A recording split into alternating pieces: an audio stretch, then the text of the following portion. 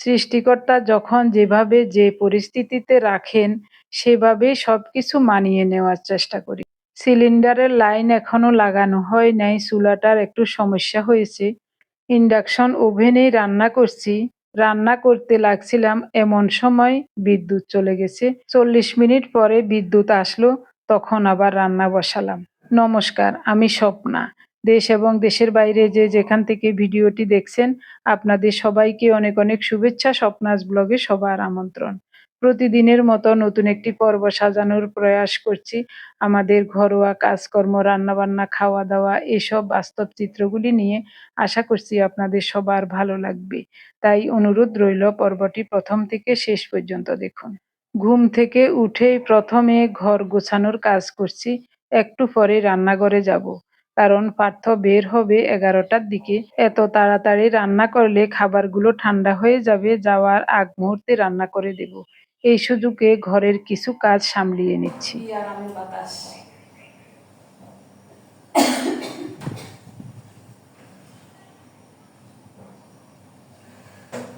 টেবিলের ক্লথ এটা কই? ক্লথ এটা কি দুই দিতাম না? টেবিল ক্লথ দুই দাও। তাহলে এটা দুই দিই।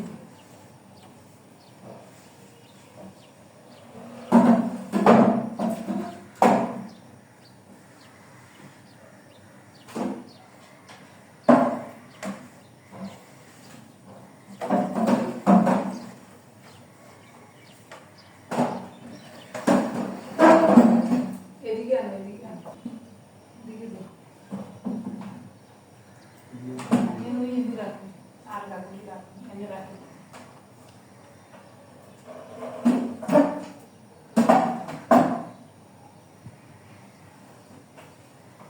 শক্ত আর একটু না, অনেক জায়গা আছে আর খাটের নিচে কিছু একটা নেই। মানে পর্দা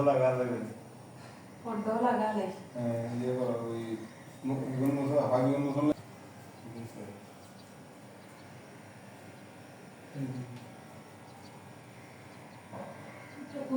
এদিকে এদিকে।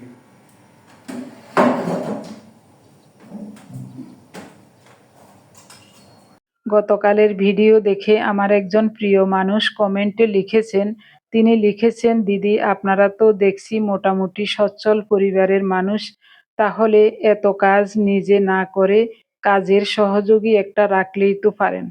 আপনাকে অজস্র অজস্র ধন্যবাদ, অভিনন্দন এবং কৃতজ্ঞতা জানাই। খুব সুন্দর একটা কমেন্টস করেছিলেন। আসলে আমি অন্য ধরনের একটা মানুষ। আমি মনে করি আমার সংসারের কাজ আমি নিজেই করব যতক্ষণ পারি। আমার সংসারের কাজ করার জন্য বাইরের লোক কেন আসবে? বাইরের লোকেরও তো কষ্ট হয় কাজ করতে। আমি শুয়ে বসে থাকবো, বাইরের লোক দিয়ে কাজ করাবো, এটা আমি সহ্য করতে পারবো না। যেমন আমরা যখন বাড়িতে যাই ধানের কাজ করার জন্য, তখন তো আর সব কাজ নিজে করতে পারি না। যখন যেটা সম্ভব হয় না ওই কাজটা তখন বাইরের লোক দিয়ে করাই, ফেনী থেকে লোক নিয়ে আসে, ওনাদেরকে দিয়ে কাজ করাই এবং 2 বেলা খাওয়াই আমাদের সাধ্য অনুযায়ী। বিশেষ কথা হলো আমি তো বাইরে কোনো কাজ করি না, সারাক্ষণ ঘরেই থাকি। যতটুকু সম্ভব, যতটুকু পারি নিজের কাজ নিজেই করার চেষ্টা করি। এতে করে আমাদের শরীর স্বাস্থ্যও ভালো থাকবে, মনও ভালো থাকবে। কতক্ষণ শুয়ে বসে থাকা যায়? ঘরের এসব খুঁটিনাটি কাজগুলি যদি নিজেরা না করি তাহলে তো সুস্থ থাকতে পারবো না। এখন তো সুস্থ থাকার জন্য ডাক্তারগণ বলেন 2 বেলা ব্যায়াম করতে, 2 বেলা হাঁটাহাঁটি করতে। আমি মনে করি ব্যায়াম বা হাঁটাহাঁটি যদি আমি ঘরের কাজের সাথে করি তাহলে আমার 2টা কাজে হয়ে গেল। একদিকে স্বাস্থ্য ভালো থাকবে, আরেকদিকে পয়সা নষ্ট হবে না। অন্যদিকে বাইরের লোক এসে আমার সামনে, আমার চোখের সামনে আমারই ঘরের কাজ করতে হবে না। আমার কাজগুলি আমি নিজেই করব যতক্ষণ ভালো থাকি। আপনারা সবাই আশীর্বাদ করবেন আমি যেন যতদিন বেঁচে থাকি নিজের কাজ নিজে করে, নিজের হাতে রান্না করে খেয়ে তারপরে দুনিয়া থেকে যেতে পারি। এই আশীর্বাদ করবেন সবাই। সুস্থ থাকার জন্য শুধু যে সংসারের কাজ করছি তাই নয়, মাঝে মাঝে ব্যায়ামও করি, হাঁটাহাঁটিও করি, সবই চলে সমান তালে। রান্নার সময় হয়ে গেছে, সকাল থেকে অনেক অনেক কাজ করেছি, এখন রান্নাবান্না সেরে নেই, তারপরে বাকি কাজ করব। হেলনের ডাল ভেজে নিচ্ছি। ডিপ ফ্রিজে কিছু কাঁচা কাঁঠাল সংরক্ষণ করে রেখেছিলাম, ওখান থেকে অল্প কিছু কাঁঠালের এঁচোড় রান্না করব হেলনের ডাল দিয়ে, তাই হেলনের ডাল ভেজে নিচ্ছি একটু বেশি করে, ঠান্ডা হলে পরে খোসা ছাড়িয়ে নেব। এই রান্নাঘরটায় কাজের সুবিধা অনেক বেশি। ইন্ডাকশন ওভেনটা চুলার পাশেই বসালাম, এখানে বিদ্যুতের পয়েন্টও আছে, রান্নাঘরেই ৩-৪টা বিদ্যুতের পয়েন্ট আছে। খুব সুন্দর সিস্টেম।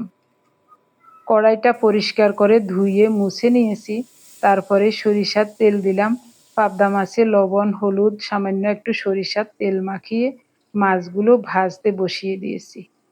আগের বাসায় জানালা খোলা রেখে রান্না করতে পারতাম না, সব সময় জানালা বন্ধ করে রান্না করতে হতো। এই বাসায় আমার মনে হচ্ছে জানালা খোলা রেখেই রান্না করতে পারবো। উত্তর সাইডে জানালা হওয়াতে দক্ষিণ দিকে খোলা, দক্ষিণ দিকে জানালা দিয়ে বাতাস ঢুকে উত্তর দিক দিয়ে বের হয়ে যাবে, তাতে করে রান্নার যে একটা ঝাঁঝ তেল কাষ্ঠা এসব জানালা দিয়ে বের হয়ে যাবে, আর রান্না করতেও তেমন গরম লাগবে না। পাবদা মাছগুলো ভাজা হলে এক সাইডে রেখে পটল হলুদ লবণ মাখিয়ে দিয়ে দিলাম। পটলগুলি লাল লাল করে ভেজে নিয়ে বাটা কাঁচামরিচ আর পেঁয়াজ দিয়ে দিলাম। গতকালও পাবদা মাছের সবুজ ঝাল রান্না করেছিলাম, সবাই বলেছে খুব ভালো লেগেছে, আমার কাছেও অনেক ভালো লেগেছে। তাই পার্থ বলছে মা গতকালের মতো একটা তরকারি রান্না করবেন। তো আমি ভাবলাম আজ তাহলে 2টা পটল যোগ করি। এই তরকারিটা শুধু পার্থর জন্য রান্না করছি, আমাদের জন্য দুপুরের পরে রান্না করব। এঁচোড়টাও পার্থ পছন্দ করে না, তাই এখন রান্না করব না।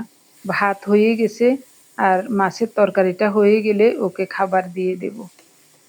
ইন্ডাকশনে রান্না করতে কিন্তু বেশি সময় লাগে না। সব কিছু ভালো করে কষিয়ে নিয়ে ফোটানো গরম জল দিয়ে দিলাম পরিমাণ মতো, নেড়ে ছেড়ে ঢেকে 3-4 মিনিট রান্না করব, এরপরে নামিয়ে নেব।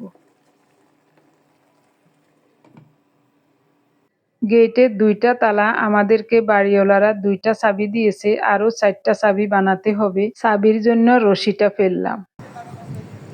এনে আইব নি পার্থ? আচ্ছা আচ্ছা ঠিক আছে। মাগো মা বৃষ্টিও আইয়ের, প্রতিদিন এই সময় বৃষ্টি, আহারে হোলাটা কেমনে যাইব ভগবান জানে। একটু হাঁটি যাইতে হইব ওদিকে,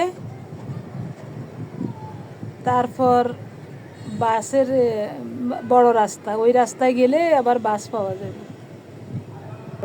গতকালও ঠিক এই সময়ে বৃষ্টি আসছিল, আজও সেই সময়টায়। আকাশের দিকে তাকাতেই ভয় লাগছে, কালো মেঘগুলো ধেয়ে আসছে, কিছুক্ষণ পরেই বৃষ্টি আরম্ভ হবে। আজ কয়েকদিন অনবরত বৃষ্টিই হচ্ছে। আপনাদের ওদিকে কার কার এলাকায় বৃষ্টি হচ্ছে অবশ্যই কমেন্টে জানাতে ভুলবেন না। আমার কাছে এইসব জানতে এবং জানাতে খুব ভালো লাগে।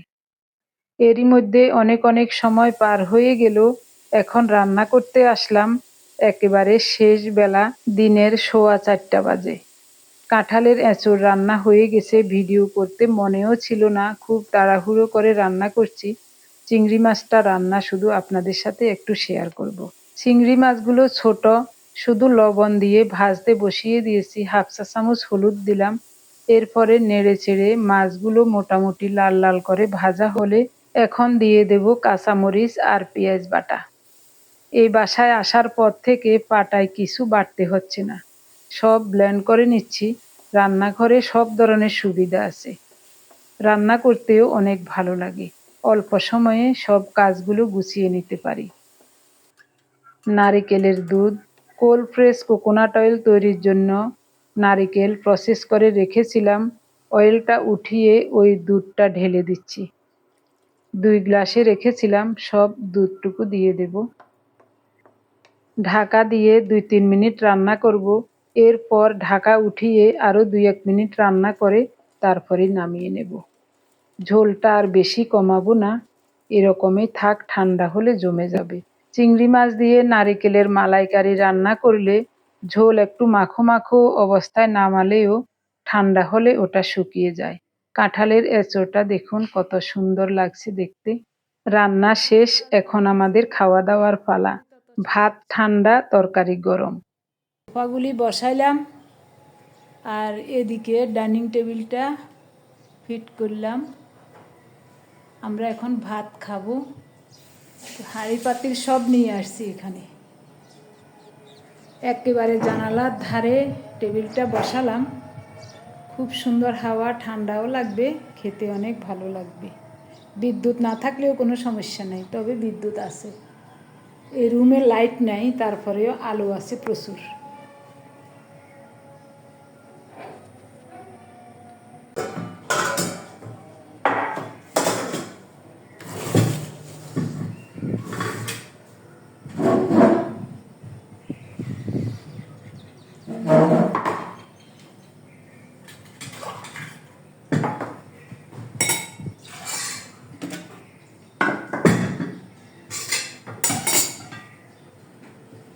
হিন্দি বসে হিন্দি।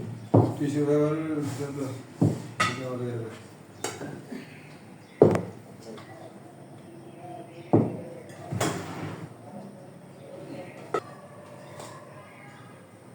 সকাল থেকে কিছুই খাই নাই, শুধু হলুদ চা খেয়েছি।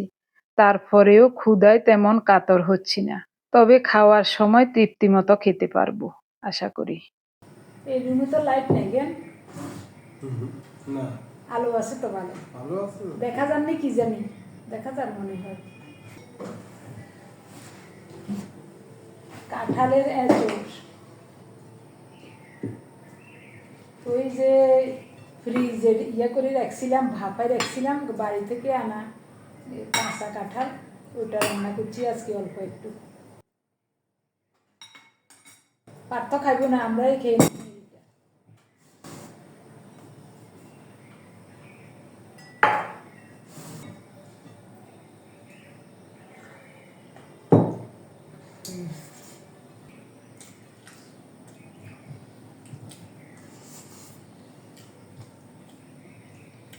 স্বাদ হয়েছে নি বলো? খুব স্বাদ হয়েছে।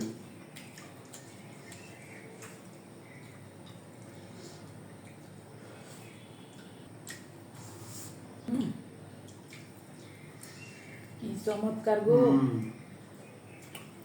কিচ্ছু দিনও আমি দেখছি মশলা পাতি দিয়ে রান্না করলে স্বাদ নেই, এমনি তো স্বাদ।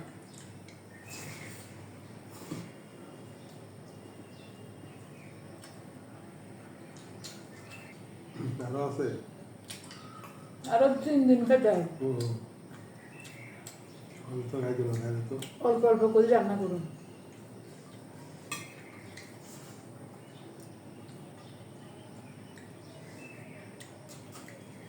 কি স্বাদ!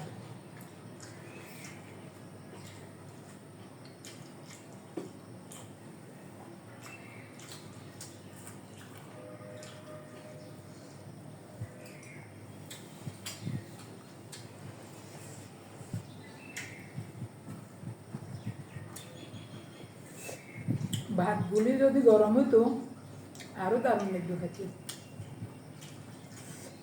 ভাত রান্না করছি সেই সকালবেলায়, আর তরকারি রান্না করছি এখন। এখন কয়টা বাজে? 5টার বেশি না?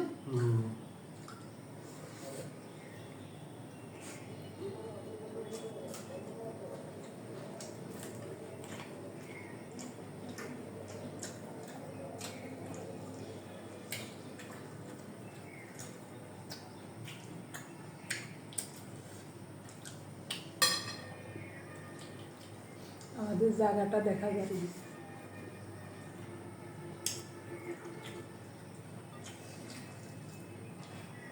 জাগার কাছে থাকনে, মানে জাগার কাছে বাসা নেই, মনে হয় এই বাসাটাতে এত ভালো লাগে।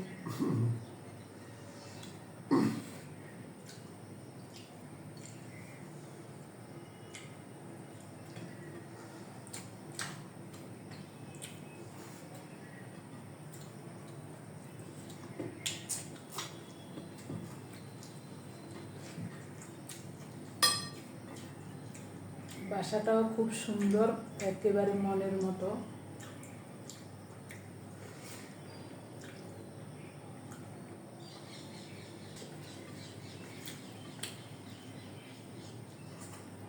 কত বিশাল বিশাল বিল্ডিং উঠে মানুষের।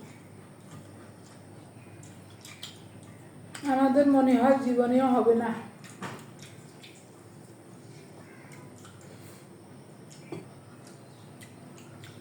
এলনের ডাল সিদ্ধ করে লবণ হলুদ দিয়ে এঁচড় দিয়ে দিছি। এঁচড় তো আগেই সিদ্ধ করা, হাফ সিদ্ধ করা। এঁচড় দিলাম, ঢেকে ঢেকে এঁচড়টা সিদ্ধ হলে ফোড়নে ওই দিছি, পাঁচ ফোড়ন আর রসুন দিছি।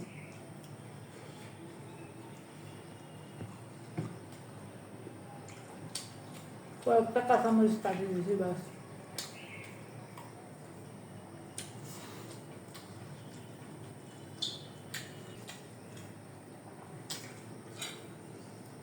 পার্থ চিংড়ি মাছ খাবে না, তার জন্য ওই পাবদা মাছ রান্না করেছি। আমাদের জন্য চিংড়ি মাছের তরকারি রান্না করলাম। তবে নারিকেলের দুধ দিয়ে ওকে একদিন পাবদা মাছ রান্না করে দেব। আজও কোল্ড প্রেস কোকোনাট অয়েলের জন্য 2টা নারিকেল এনেছেন। 2 দিন খেতে পারবো না। সবসময় তরকারি রান্না করো, এটা একটা ভেজাল। খেয়ে দেখো তো কেমন হয়েছে।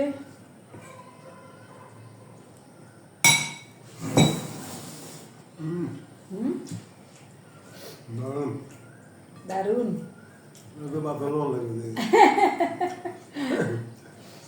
বাতলুকে আবার গতকাল একটা নারিকেলের ওই কোল্ড প্রেস কোকোনাট অয়েল তৈরি করার জন্য প্রসেস করে রাখছিলাম। অয়েলটা উঠে রাখছি, দুধটা দিয়ে মালাইকারি রান্না করছি।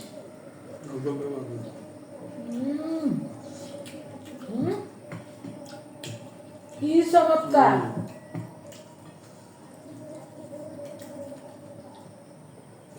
চিংড়ি মাছ ছোট ছোট, কিন্তু কি স্বাদ। আবার এত স্বাদ।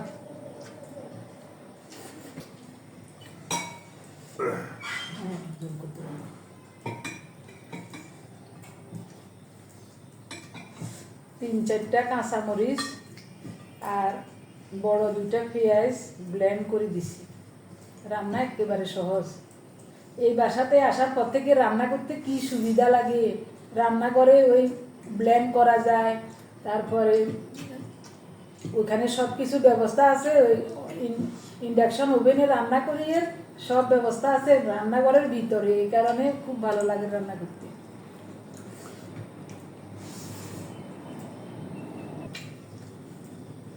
মা গো, স্বাদের কোনো তুলনা নাই গো।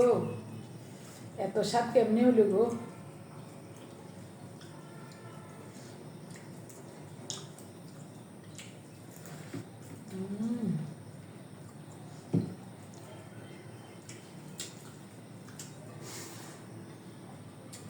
আর কি নারিকেলটা মিষ্টি মিষ্টি টাইপের আছে তো,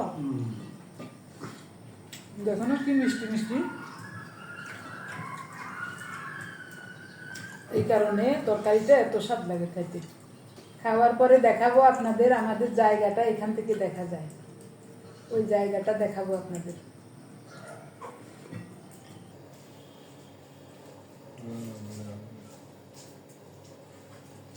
না, ও ঘর মুছবার একটা আনিয়েছে, ওইটাকে কি কয় নাম টাম জানি না।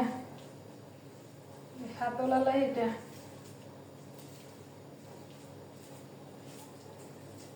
বসি বসি আমি এত বড় ঘর আর মুছতে পারতাম না।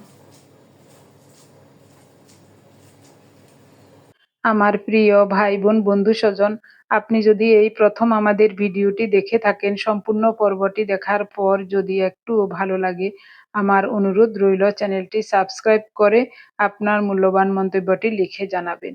ফেসবুক থেকে ভিডিওটি দেখে থাকলে পেজটি ফলো, লাইক, শেয়ার করে আপনার মূল্যবান মন্তব্যটি লিখে জানাবেন। যে কোনো গঠনমূলক মন্তব্য করতে পারেন, কোনো সমস্যা নাই। আমি আপনাদের সকল মন্তব্যের উত্তর দেব। ভাত খেয়ে থালা বাসনগুলো ধুয়ে এদিকের মালপত্রগুলো একটু সরিয়ে রেখে সোফাগুলি ঠিকমতো বসালাম আপনাদেরকে দেখানোর জন্য। আরো সামান্য কিছু মালপত্র আছে গোছানোর, এগুলি আজ আর করব না, আগামীকাল দেখা যাবে। এদিকে সারাক্ষণ উনি শুয়ে বসে টিভিতে খেলা দেখছেন, খবর দেখছেন। উনাকে সারা জীবন দেখেছি ক্রিকেট খেলা দেখার জন্য পাগল। লাইভ খেলা দেখালে তো সারা রাত জেগে বসে থাকেন। আমি আবার এত ধৈর্য ধরে খেলা দেখতে পারি না। যখন বিশ্বকাপ খেলা হয় তখন হয়তোবা দেখি। আমাদের জায়গাটা দেখাই আপনাদের। দেখ, সাউন্ড কমো, সাউন্ড কমো।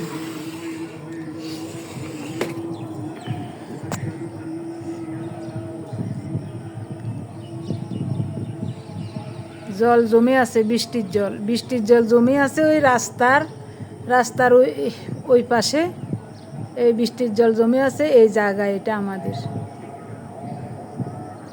পোলাপানে খেলাধুলা করে, মানুষে ওই বিল্ডিংয়ের কাজ করছে, দিন এটা সেটা রাখছে এতদিন।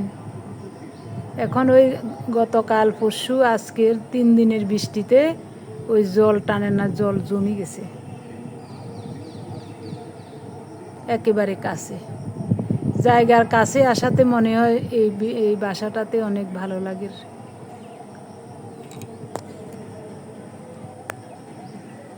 পাশেই একটা 10তলা মনে হয় 2-3টা বিল্ডিং। নির্মাণাধীন কত ভবন।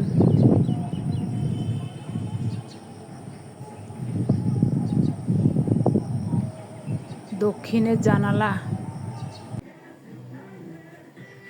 কি দারুণ লাগছে, এখান থেকে দেখা যায় আমাদের জায়গাটা।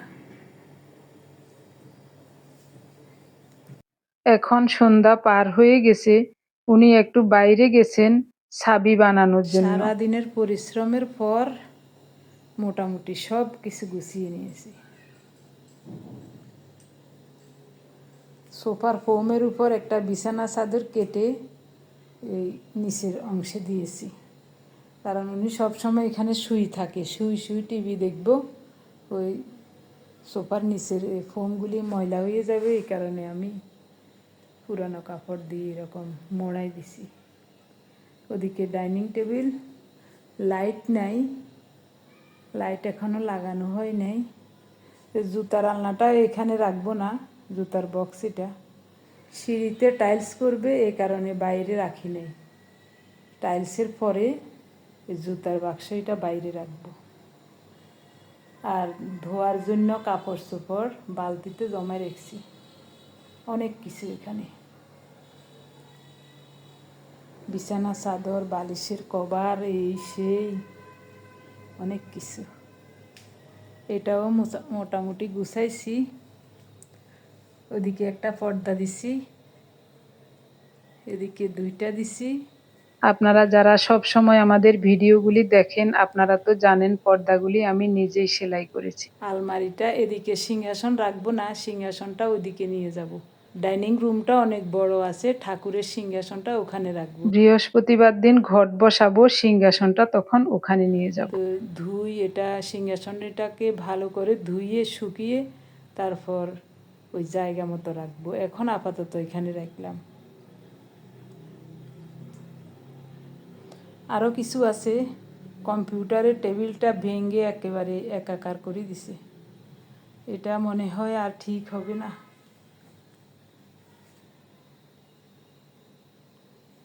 এখানেও কিছু কাপড় চোপড় আছে বস্তা, এটাতে এখনও বের করি না। কাপড় চোপড়, কাগজপত্র অনেক কিছু আছে। পাথর রুমটা, কাপড় চোপড় কোনো জায়গায় মেলার জায়গা নাই, তা আমি জানালার গ্রিল পরিষ্কার আছে, তারপরে একটু মুছে নিয়ে ওখানে রাখছি। কি করুম বাবা, একা আর কত কাজ করুম, সারাদিন কাজের মধ্যেই ডুবে আছি। ওই শার্ট প্যান্ট রাখার জন্য এখানে একটা আলনা ফিট করে দিছে গতকাল সন্ধ্যার সময় যে মিস্ত্রি আসছিল ও। এখানেও ওই ওয়ার্ড্রপের সিন্দুকের কাঁথা, কাপড়, বালিশ, ওই মশারি অনেক কিছু আছে। তো সিন্দুকের একটু ওই ভালো করে মুছতে হইব, এই কারণে রাখি না, এটা আগামীকাল হয়তো বা রাখবো। আর চাউল আনছি বস্তাত করি, বস্তাগুলি ওদিকে নিয়ে রাখবো। আর ওই ড্রামও রাখছি ওদিকে, চাউলের ড্রামটাও ওদিকে রাখবো। সিংহাসনটা আমি ভাবছি ঠাকুরের সিংহাসনটা এখানে দিব, এই জায়গাটা অনেক বড় আছে, এই জায়গায় সিংহাসনটা রাখবো। এখানে ওই কারেন্টের ইয়াও আছে, হোল্ডারও আছে, এদিকে রাখবো। তো 3টা ট্রাঙ্ক, এগুলি খাটের নিচেই থাকে। তো এই জায়গাটা খালি আছে, ভাবলাম যে খাটের নিচে আর রাখবো না, এখানেই রাখি। ড্রামটা নিচে রাখবো চাউল ভর্তি করে। আর এদিকে খাবার টেবিলটা, ওই কিছু ল্যাপ আছে, তারপরে চাউলের বস্তা আছে, আরও বই আছে, 2 বস্তা বই আছে। এগুলি সব এখনও এখানে জড়ো করে রাখছি, এগুলি ঠিক করতে সময় লাগবে। মোটামুটি কোনো রকম গুছিয়ে নিলাম।